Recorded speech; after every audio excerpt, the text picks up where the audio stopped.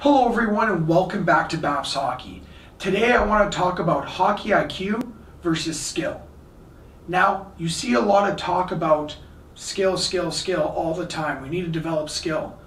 The problem is we never work on IQ. And IQ really connects everything together. And so without IQ, you're never going to be able to apply that skill. Similarly to hardware versus software. Hardware is the skill, software's your hockey IQ.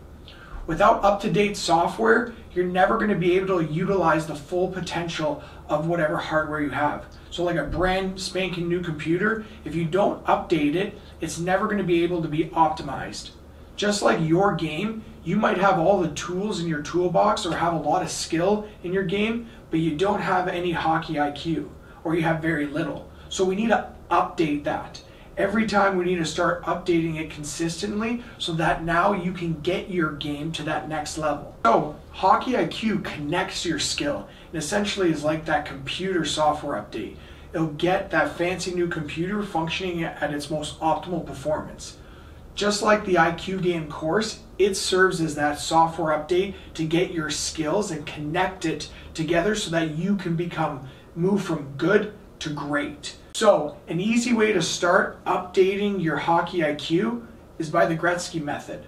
I put a tutorial on my YouTube channel, but I'll show it now. And so all you have to do is YouTube a game, an NHL game, and for a period or two, I just want you to follow the puck around. So I'm watching a game here, and I'm just following that puck around, anticipating where it's going to go. I want to work to understand where the puck is going, not where it is. And that will allow me to start anticipating plays better. And then after doing that, message me for details and sign up for the IQGame course, where we'll optimize your decision making and get your hockey IQ to that next level.